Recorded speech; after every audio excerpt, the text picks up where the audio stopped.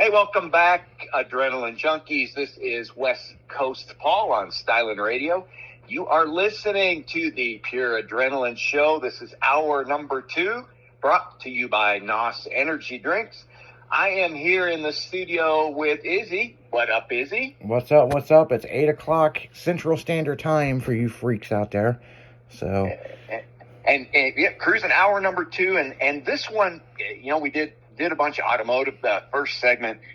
This one, something hit me. I wanted to do some concert stuff, music things, and why it hit me because I actually went out and had a buddy help me get tickets to AC/DC when they're playing in Allegiant Stadium in Las Vegas in April. Oh, nice. And I'm going, it's a new stadium. It's the new football one. The place is there. I'm going. It's an outdoor concert, which is what I really wanted to do. There's another one in SoCal in Pasadena, but I won't be able to get there. But I'm sitting there looking. He goes, "Hey, where do you want to sit?" And I go, "Damn, you know, I'd like a good seat. I don't want to be up in the rafters that, you know, in the past. I mean, with the displays now, when you go to concerts, it's pretty cool. You can see shit, and it's really nice." I said, "But hell, it'd be nice to get something, you know, close, man. Can you hook me up?" And he's looking on his thing, and he goes, "Well, let's see here. For $3,000, I can get you in, like, row 10. So after I choked on my energy drink, he's going, "Oh, shit, we can get you in the second row. But they're only $5,700 a piece." And I'm going, "Dude, you got to hook me up." And he goes, "Well, okay, I might be able to get it down to, like, $5,000. I go, "Well, let me see." He did end up getting me something back a ways that was actually pretty good. But the cost of these concerts, Izzy, are insane. I mean, you know, I remember, and I'm going to date myself back, but in the mid-'80s, for $10, you could see almost anybody you wanted anywhere. Oh, yeah. I mean, the concerts now, it's just insane. I mean, and some of the events to go to, just get ready to spend $100 a person. I mean, it's unreal. I mean, even the comedy shows, you know, they're, you know, I guess in the music industry, there's no money in making music anymore because people aren't buying records and CDs and shit. So, like, they've got to up the concert cost, which I kind of had a feeling that was eventually going to happen. Well, yeah, because back in the day, prior to Napster, where Napster was obviously the first music sharing platform that got shut down, and we've all come from there. But back in the day, a lot of our listeners may not know, the music industry was trapped. If you were a band, you got nowhere unless you went through the industry. You know, Sony Records or whatever, any of them, they had to sign you. And once they signed you, then, you know, you could get albums done. There's a lot of things you could have out. But if you didn't go through one of the record companies, you had nothing. But if they did sign you, it's like I remember Motley Crue, their song Dr. Feelgood. If anybody can go onto Spotify or any other channels at some time, if you want, you can listen to their demo tape. And the song was different by a bunch. The original lyrics was, "I'm the one you call Dr. Feelgood," not "he's the one," blah, blah, blah. And what that was is the bands, when they did sign, they now had access to the world's best music writers, best producers, best anything on the planet. And so the music that, you know, bands do is good, but now you put in this level of money and expertise, and the stuff that came out was insane. It was just unbelievably awesome. And that was the day when they made money selling, you know, cassette tapes, and then, you know, CDs, and, you know, things, eight tracks. You made your money selling the album. And of course, the record company they took a big shitload of it. A lot of the record companies owned the music. The artists didn't own it. The record companies did. It was part of the contract. But man, you know, that level of music and those bands, that's why they were really just exploded, because they had so many people who could help make them great. Or now, you know, in the industry, the record stuff, because of sharing, the companies somewhat exist, but really they don't. And so the bands who are out there now, they're on their own. I mean, they have a little bit, but now the songwriters make all the money. Well, what's interesting about the way the music industry is, and you can really look at it in a whole, right? Okay, so downloading music, it happened. Record companies were losing money. Apple stepped in and said, hey, we're going to create iTunes, and this is the way you're going to do it. Well, either it was put up or shut up because there was no way to fix it. Concerts were eventually going to go up in price, okay? Merchandise, which is controlled by a lot of the record companies or they're subcontracted out, are going to go up in price, okay? So to meet the demand of what the artist expects to get paid. Now, the other thing, there's a twist side of this. So you're a hungry artist and you're trying to get your demo tape heard by all these executives and they don't give a shit. They're looking to put together what they feel that you need to hear, right? Well, what's interesting moving forward in life is all of a sudden the next big thing that happened was YouTube. And then the next thing what YouTube is, it come out of nowhere and somebody can create their own content and create their own music and then get booked wherever they're going to go because they're an influencer and they have hundreds of thousands of followers, and the record companies are like, oh, well, we should sign this guy. Well, they don't want to get signed because they want to control their controlling interest of what's going on. Yes, and so that's where now any band can do videos, do their own thing and produce, publish, whatever. There's thousands of companies that will aid them through it, and they own the music. Like I say, the writers now of music make more money than the players do, where it used to be way backwards. But owning the rights to what you do is insane.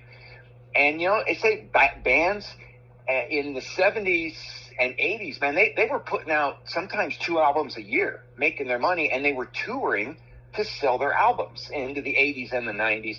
Today, they put an album out every 5 or 10 years, and they tour. The reason they put an album out is so they have something they can brag about when they go out and tour, and now they make all their money doing that. And like exactly. You say, merchandising and that. So what a difference, that Switch has made. And it's why a lot of these old groups that put out a lot of music, because how do you like somebody if they only have 5 songs? You can't like a band if they have 2 albums in 8 years. There's just not enough songs for you to get into them. But that's why the old bands that are still kicking it, when they were putting out, I think AC/DC from 74 to 80 had 8 albums. I'm going, all of that music that was put out, that's where you get to know the bands and you get to know their stuff and you learn to like it. Where now, like we say, Anthrax just put their first album out in 9 years. And if you're new, you can't do that. Why would I go to anybody who I only know 2 songs for? Why do I want to go to their concert or watch them play? And you don't. So, trying to get these guys to put more music out is hard. And that's why a lot of the current bands are suffering when it comes to making money, because they're not that popular. They just don't have that many songs. Yeah, and I also feel a lot of it it's divided now. You've got your older groups, like Blink-182, or, it could be like Motley Crue, Skid Row, or, the Offspring, But then you look at the newer stuff, which a lot of people aren't playing musical instruments for some weird reason. So, a lot of stuff's digital rock, So you got to look at the new school versus the old school. And honest to God, there's like a lot of new rock music that we don't play on Styling because it doesn't really fit what we like and what our listeners care for. Correct. Yeah. Yeah. It's not, it's okay. But it's not, I say fine tune. A lot of the stuff that went up through things like you had great producers and great things, and they would help fine tune things. A lot of bands now, they put out their stuff and it's not, I say it's detail oriented, or there's things about it. some of it is good. Some of it they do get a lot of help. But the industry, the money is not in the record studios or the companies anymore. It's now down to, well, the Spotify's and the other people on the planet. The songs and how you're paying for them. It was that way. And I go bands like, well, I'll pick one here, is the headline song for our show, Welcome to the Circus by Five Finger Death Punch. I love that song. It's new. It's only, 2.5 years old now as far as it came out. And anybody who listens to it, or if you go and listen to the lyrics, it's incredible. I dig it too because of the guitar riffs. But I saw these guys in concert, a year and a half ago they were opening for one night of a Metallica show. And I was scared to death to show up because I'd seen videos of him, and his name is leaving me now. But the lead singer, I was concerned because he has a habit of coming on stage just fucked up beyond belief. And in a couple of them in the shows, he would show up and then Welcome to the Circus. The first lines is, it's welcome to the freak show, or shit show, just another freak show. And he would come on stage and go, welcome to the circus. It's another circus. And I'm going, oh my God. How can you take what might be your most popular song and just in a live show butcher it? And they don't have the management and the guidance and the leadership that they used to, because you can't do that. Oh, yeah. There is no way on the fucking planet you should walk on stage and be that way. And I was dismayed. In our case, he came out and it was badass. He did everything great. The show was wonderful. And I was like, oh God, thank God. Because man, you go to YouTube and you could watch him do that. And and other current bands, they'll come out and they don't have the I don't know, history, experience, prowess, trying to think of other words of what you do when you're in concert. I know of a lot of guys that are messed up when they play. Well, but they still play. I mean, look at Molly Crew several years back. He forgot the words of his own song that he wrote. Yeah. But that don't surprise me with Molly Crew. I mean, Molly Crew's went through some shit. Yeah, or when Axl Rose had a shoe hit him and he just threw the mic down and said, fuck you, and walked off stage. Yeah. There's a few things I know but when you, like you say, lead singer, it is one of the world's most popular songs that's out. You're in concert, you're playing it, and you are so hammered you can't even sing it. It's like, dude. Yeah. Come on, man. And I realized. And like you were talking about the opening to the show, like this show, and just like any of our other shows here on Styling Radio, there was a certain reason why we picked the way we did our openings. Like the afternoon show that I host, the